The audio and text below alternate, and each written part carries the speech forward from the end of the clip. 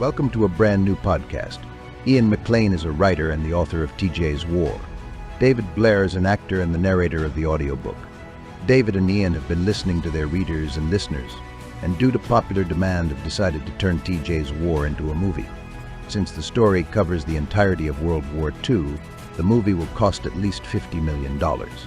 Will David and Ian succeed in their quest? Follow them in this podcast series. We're going to make a $50 million movie. Episode 1. Starting out. Hi folks, welcome to episode 1. This podcast is called We're Going to Make a $50 million Movie. And that's what we're going to do.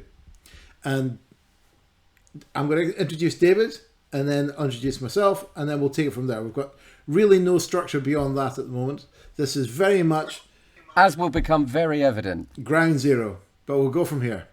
David, who are you? All right, so my name's David, and I'm 50, and David Blair. Yeah, David Blair. I am an actor and voiceover artist and a teacher and a few other bits and pieces. And year before last, 2022. That's right. This young man in front of me advertised a job to do the audio version of a book he'd written. More on the book later. So we got together. I did the audio version of the book, all 23 and a half hours of it, edited by a fine young man called Jeremy Carroll, available on Audible at the moment. He should be one of our guests. Yep, that's a good call. And at some point in this process, Ian and I started to talk about the possibility of getting this on a screen, trying to make something of this incredible story. It maybe a film, maybe a TV series. We figured it would probably make a better TV series, but that doesn't make quite such a snappy title. So it could be a film. Either way, it's going to cost a lot of money. Yeah, that's the main point. But I think also salient to add at this point that neither of us have got a fucking clue how to make a movie. So it's an adults-only podcast, is it? Thank you for that. Oh, damn right. Yep. Swear alert, everybody. This is not safe for work. Or listen with headphones anyway. So, but full disclosure, as I am an actor, people will be thinking, oh, that's easy. You've got contacts. You can make a movie. No, you can't. There are tens of thousands of actors in the UK alone. Many actors, most of whom are not working at any one time. I'm coming back into the industry, but I took almost 2 decades out of the industry to bring up my kids. I do have an agent at the moment, but how should we put it delicately? I don't have that much profile in the acting world, let alone the production side of things. I know virtually nothing about how to produce TV or film, but we figured, let's try and do this. It's a great story and it deserves to be out there. So if anyone is thinking, oh, well, David's got all the experience and all the contacts, I don't. I really don't. So that's a very brief, potted version of me. Hello, my name is Ian McLean, and as David has very kindly stated, I've written a book. You can buy it. It's out on Amazon. It's called Tjswar. That's the latest format. This was the earlier format. And it's a war story. It's an anti-war story. I think that's because it's going to become more and more prevalent with world events over the next couple of years. And it's a love story. And it concerns a man called Thomas John McLean. He was called TJ, and he just happened to be my father. I'm old. I'll be 65 next birthday. And my career has been... I started off as you'll find out, as a pilot in the RAF for a very short time before I decided I didn't want to kill anyone. So I then left and spent the rest of my 20s really trying to work out who I was. I'm not sure I've got the full answer to that yet. But I had my own company by the time I was 32 and closed that down during the recession of 1992. I went back to university. I had a degree in mathematics, so I couldn't use that. So I went back to university and did a degree in computer science. And then joined an international management consultancy called PA Consulting Group. And I had a wonderful 10 years with them. That took me right around the world. Did some great stuff. And then went off on my own as an independent consultant and carried on with similar projects and programs with airlines mostly and airports. And I did that for the next 30 years. In the meantime, I was researching what TJ McLean got up to. And during the pandemic, I decided to write the book. Published it in the summer of 2022. And just in case we didn't spell it out, who's TJ? TJ is my father, who died when I was 10. But I thought you didn't want me to cover the story. So I was very encouraged by people who read the book, because it's not just a bunch of facts. It's not just another war story.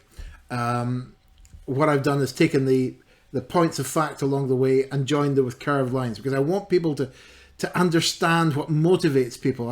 I don't understand war. I don't really think anybody does. And I think we allow lunatics to ruin our lives.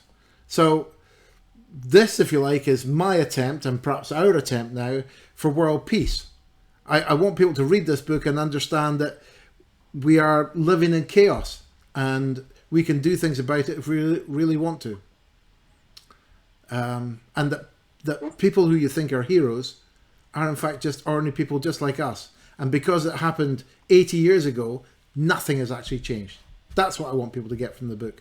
And having been encouraged by people's feedback, got in touch with David to do the audiobook. He is not just an actor. He's a wonderful actor.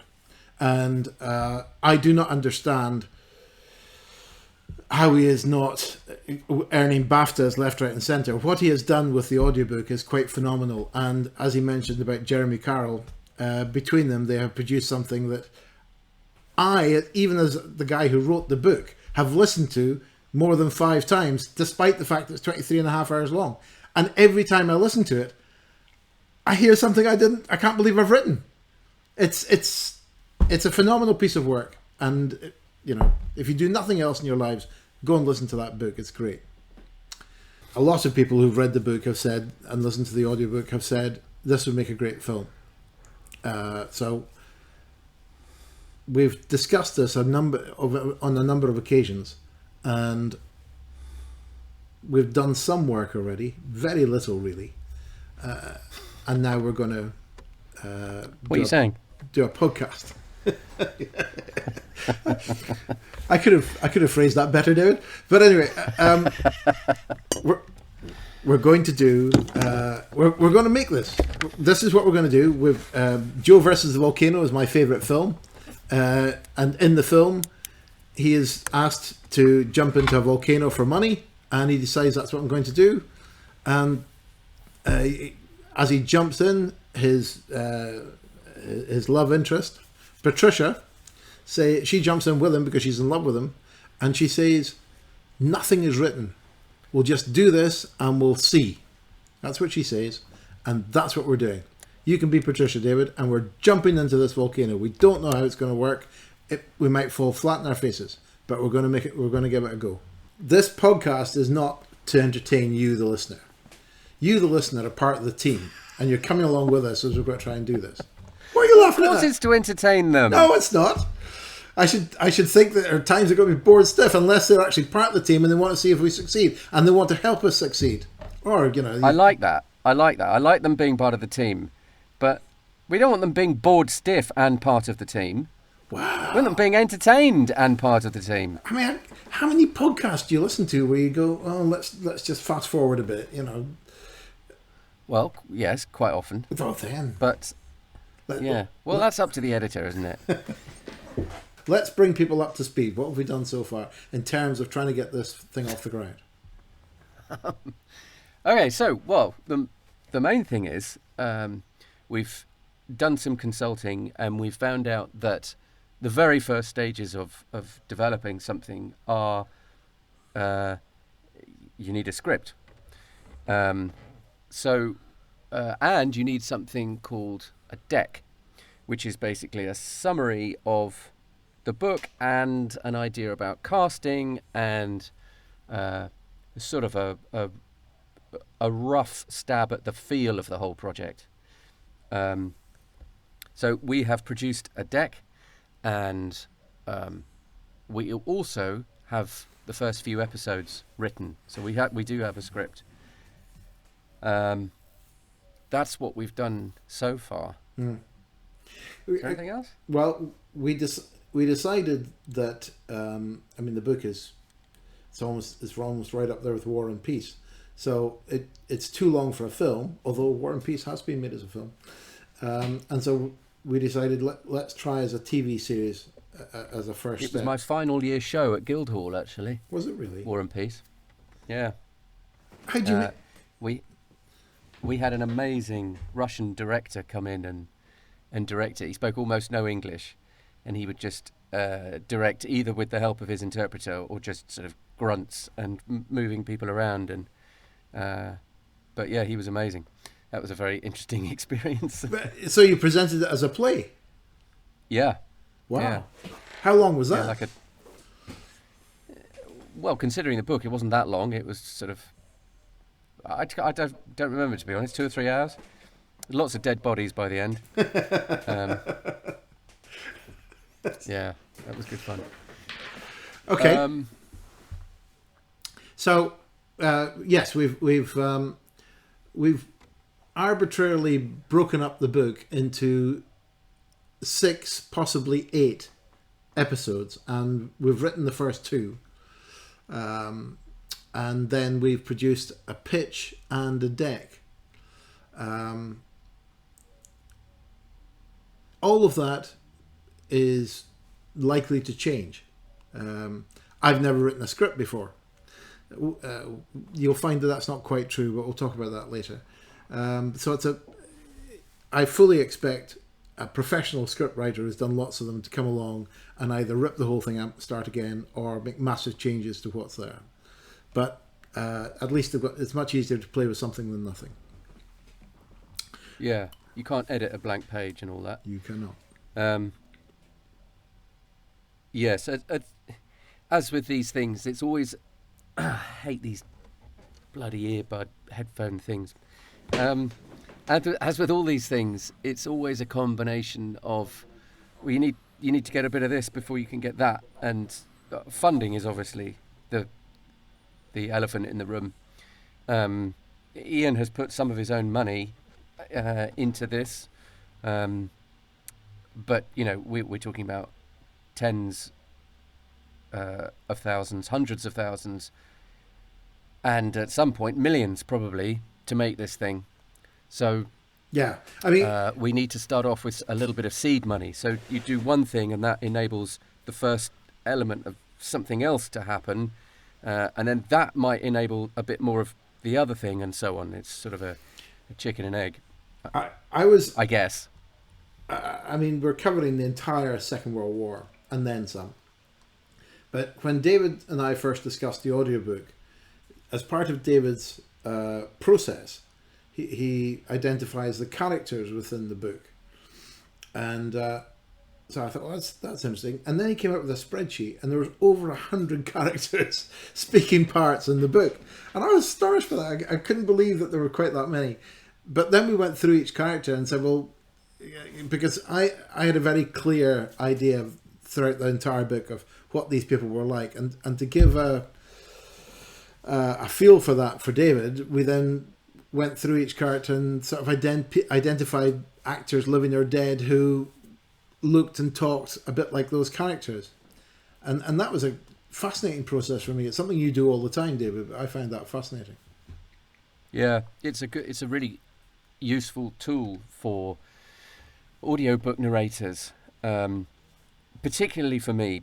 I don't know whether all audiobook narrators do this, but it's if I know that I'm doing I don't know, Daniel Craig, say, for a particular character, I can see them, I can hear them, and if I know that character is Daniel Craig, I can just instantly drop into that. Whereas if I think for a character, oh yeah, I'm doing Scottish, he's from Scotland, that could be anything. That could be any pitch, it could be any speed, any tiny little speech defects. So, as Ian said, when you're narrating a book that has such a huge cast list, and sometimes people coming in several hundred pages later, coming back several hundred pages later, there needs to be a consistency. Yeah. No, it's brilliant. You do a brilliant. You do a brilliant Churchill as well. I mean, it's easy. Well, I don't know if it's easy or not, but when nobody knows what the character sounds like, that's one thing. But when you're doing characters where everyone knows what they sound like, that's much more interesting, I think. You did a great job. It helped a lot when I found out that he was half cut most of the time. The man could certainly drink. So,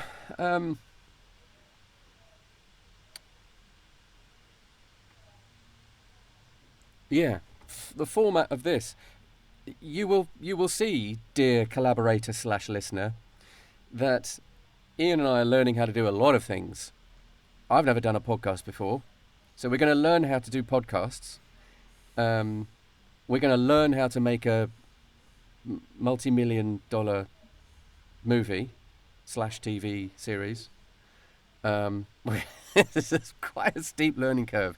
So we're just going to get ideas and then disappear off and see what we can do, and then reconvene and update you guys on what happened and on a regular basis. I suspect this is going to turn into how not to make a $50 million movie. 50.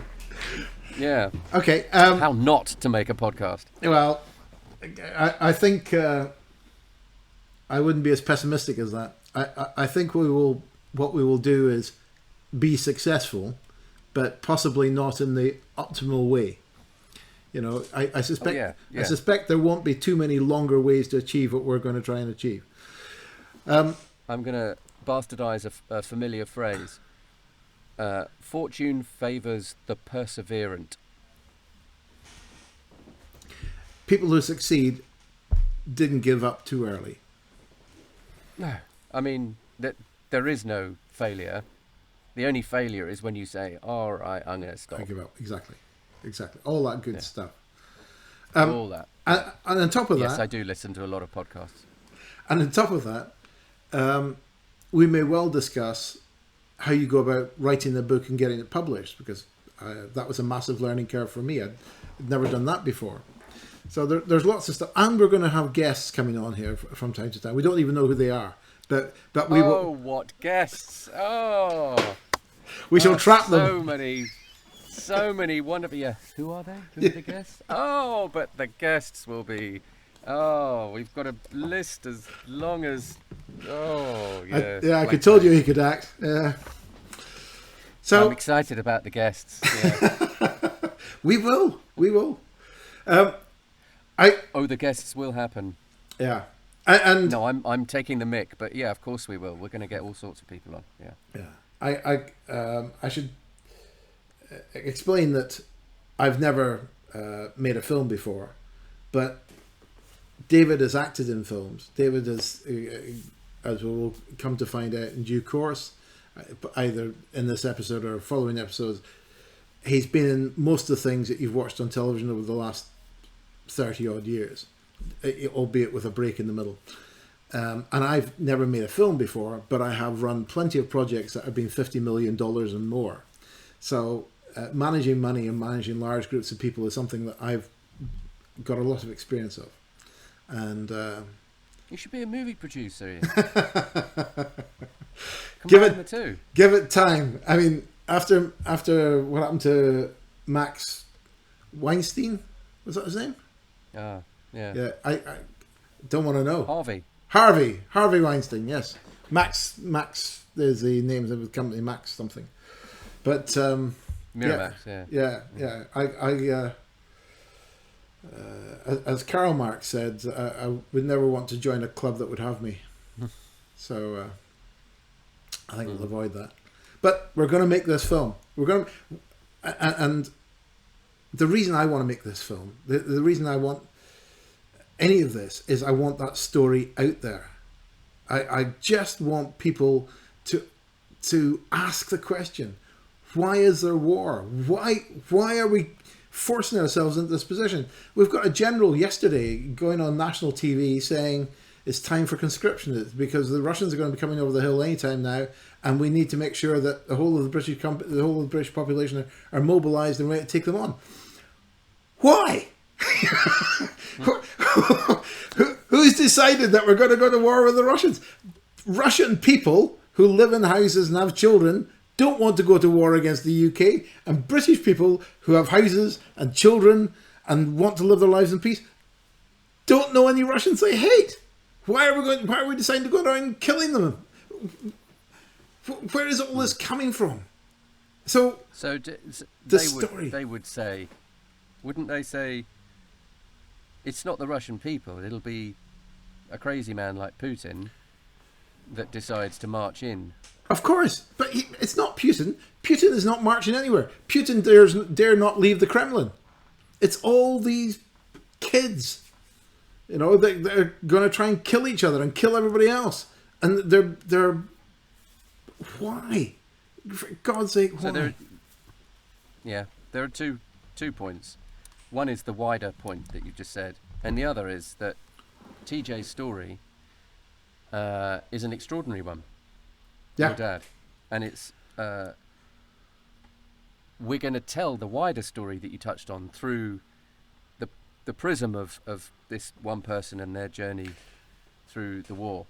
It's true. This, would you believe, is going to wind up... More on this in a later episode. Yes. But one of the things that the book refers to TJ, and the story is extraordinary, but I don't think it's unique. I think during that time and during other times since, there have been lots of extraordinary stories, lots and lots. And I think one of the things that I'd like people to do, having read the book, is go and research your own ancestry and find out what your parents and grandparents got up to. Because likelihood is that they were involved. Absolutely. And yes, I mean his is one of many, and you could say, well, he was lucky enough to physically survive the war. He was still alive at the cessation of conflict, but he was one of those who was irreparably damaged and couldn't really function properly in a meaningful way.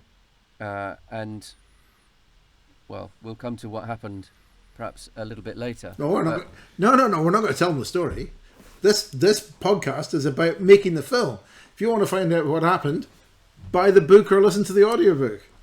Do you know what I think we should do, though, at some point? I think we should have a special, maybe a little way into this podcast, and maybe we could split that into a few different episodes, but I think we should have a special where I think you do tell the story. And then people will think, oh my God, this is amazing, I'd like to know more about this, and they will go and buy the book. What do you got to reel people in a little bit. Oh, I feel nervous about that. And also, they'll think, oh, I'd love to hear this guy David reading the story. You do that. You don't have to tell them all of it. And maybe we can take episodes from the book. Little bits, tiny bits. All right. Yeah. Look, we're going to wrap this up. Can you believe Get that? it out there. We're going to wrap up No, we're this not going to episode. wrap it up because we still haven't talked about the thing that we got all set up in here to talk about. You've got 2 which minutes. is- Am I? Yeah. Why? Because we're running out of time. Oh, I see, on Zoom. Yeah. See, dear listener, we're at the low end of... So say, Okay. say goodbye, David. Goodbye, David. Goodbye, dear listener. We shall talk again very soon. Welcome. Yes, and à la prochaine.